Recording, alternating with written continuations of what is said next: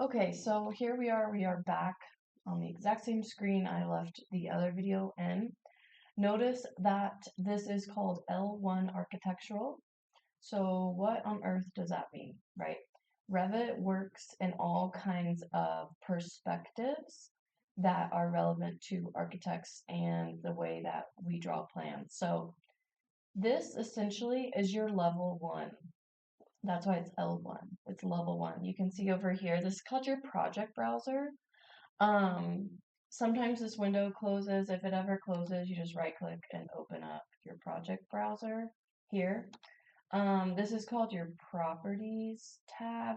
If this ever closes, because sometimes people close this stuff out just to make this like more operable and you don't have these windows over here.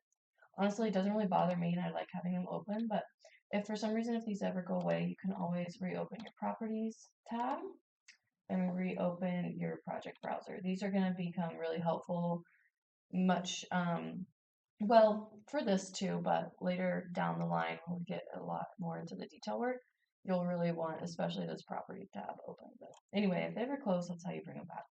Close. That's how you bring them back is right clicking. So L1, level 1, L2, if we wanted to open this, we don't have anything in here, L2. This is your second floor. So these are both in plan view. Plan view is like looking down on something, which you can see here, it automatically puts in a north arrow, um, which is only going to be relevant in plan view, okay? You don't really put a compass rose on an elevation view because, yeah, you're not going to see it because you have to think about the dimensions you're working in, okay? I'm going to X out a level 2 because we don't need it right now and just keep level 1 open, okay? And so this video, I'm going to show you guys how to draw walls. You're going to be drawing basically one of your floor plans. We're just going to start simple. One of your floor plans from your apartment complex just to get you guys kind of warmed up using this um, because that'll be a really good way to practice. So we have level 1 open. And what we're going to do first is we're going to draw the exterior walls and interior walls of our floor plan. Okay. Under the architecture tab, you've got this wall tool. You can create architectural walls, structural walls, walls by face, so you can actually like draw profiles and extrude them and all kinds of crazy stuff that you may decide to do. We're just going to do architectural walls um, mostly in this class. So once you click that, you've got this kind of like active ribbon here in regards to walls.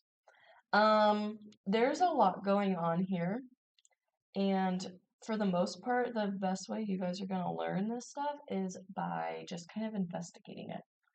For example, what are all these things under the draw tab, right?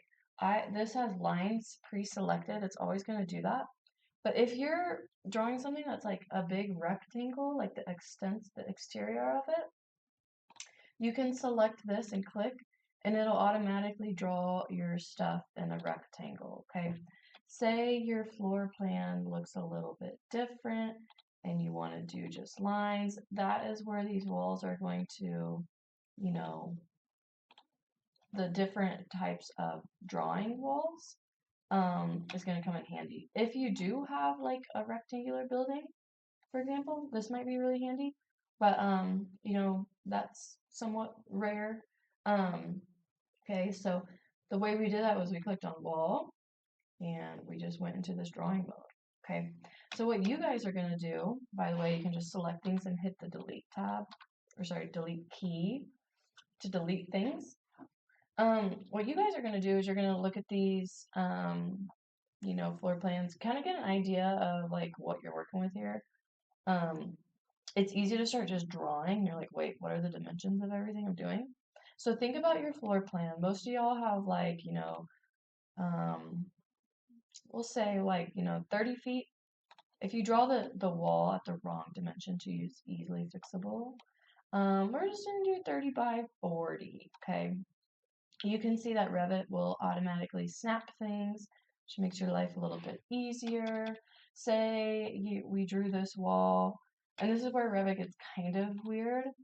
If you want to change the dimensions of something, first of all, Notice how it says 29 feet 4 inches? It's because it's going to the inside. So you can just click on these blue things and pop it out to the outside. Now notice it says 30 feet 8 inches, and that's because when we draw the walls, it is center to center, okay? And we'll get, it's okay if these first things aren't perfect. I want you to make them as close as possible, but you can click in here and just put 30 feet, and it'll adjust it, okay? But it's kind of weird because you have to click on the opposite wall to adjust the other dimension, if that makes sense. So like I click on this wall and then adjust this one. So I wanted that to be 40. So I'm just going to go in there and change it. Okay. So now this is the correct dimensions.